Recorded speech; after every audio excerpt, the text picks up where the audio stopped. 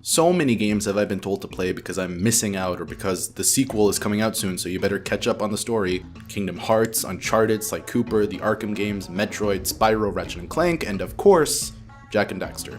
I've played, I guess, 1.5 of the Jak games before.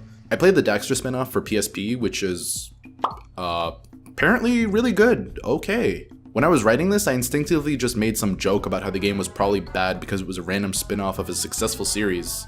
But, I played Daxter as a kid and remember liking it, but don't really remember the specifics of the game, just that I think Jak was kidnapped or something, leading to you having to play as Daxter alone, but that also might have been the plot of Secret Agent Clank. I'm not sure, I don't really remember. The half of a Jak game that I played was really not even a half. I played bits and pieces of Jak 2, which really just means I would ride my hoverbike through the hub world, because as a 6-ish-year-old, that's really all you want to do in those kinds of games.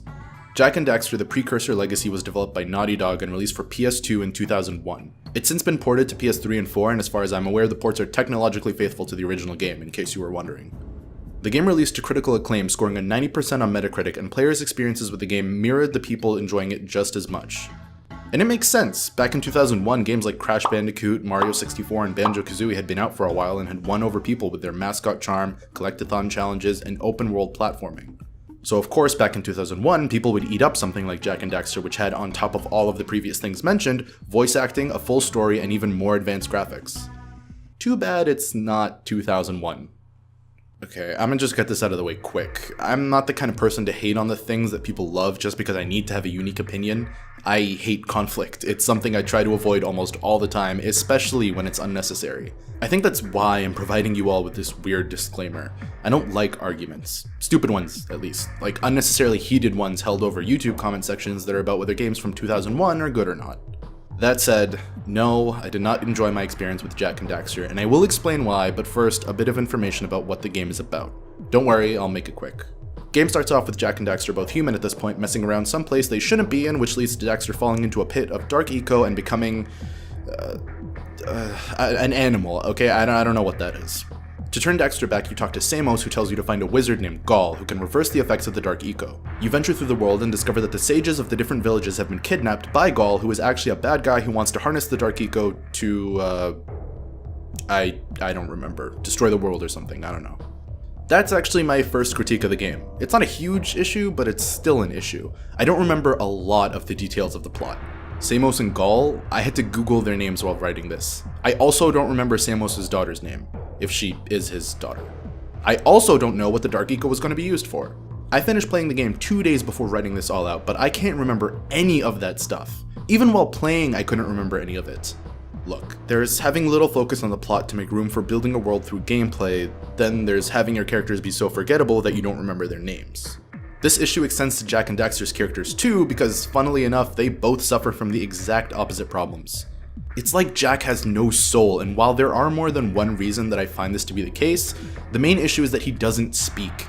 I've never really agreed with the whole silent protagonist thing, because while some people find it to be an effective way of getting the player to connect with the character, I just find that it makes the character flat and it comes off as if the developers are trying to make the character more charming than they actually are. And I find that to be especially the case with this game with Jak. The silent protagonist thing only really works if the person you're playing as has notable interactions with other people in the game, which isn't really the case at all because all of those interactions are hogged up by Daxter. Daxter is... he's... Just watch. This is a yak house steak. Have you tried attacking him with your melodrama? Cause it's killing me!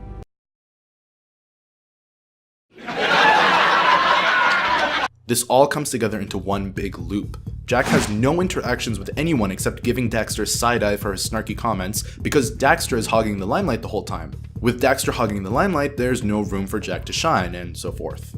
The idea of being forgettable not only applies to the characters, but the environments that you visit as well. Not all of them, to be fair. Some stick out more than others, like the snow area you visit, the beaches, the swamp, the basin, and the volcano area.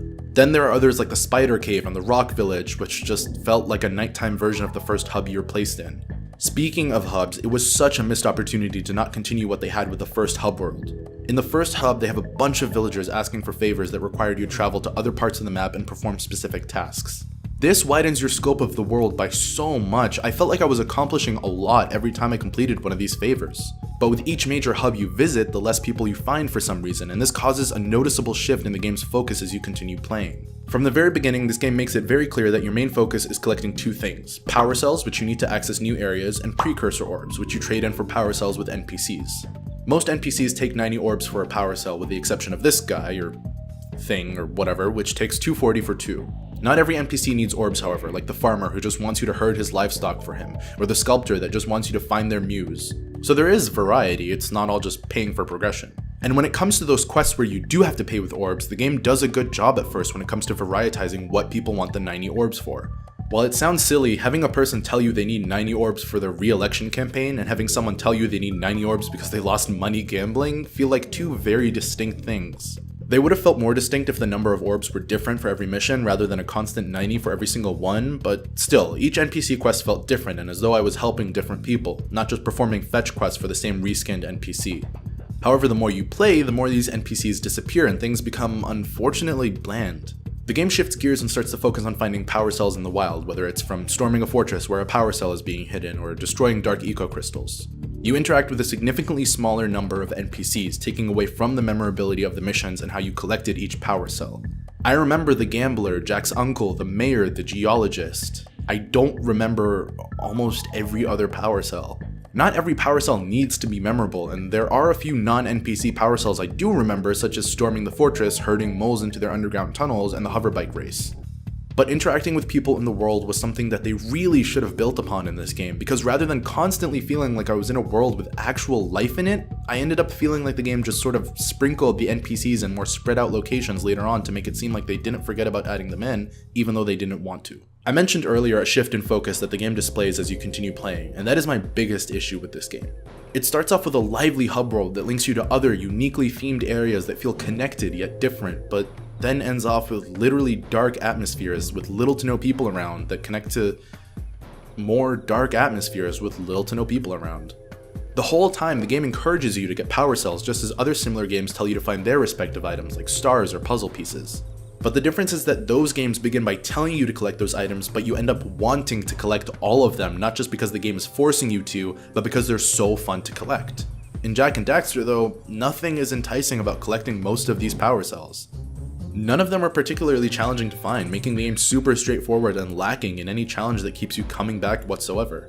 It's Jak's constantly narrowing focus, forgettable protagonists, and forgoing of interesting, different ways of finding power cells that ultimately just stopped me from enjoying it the more I played.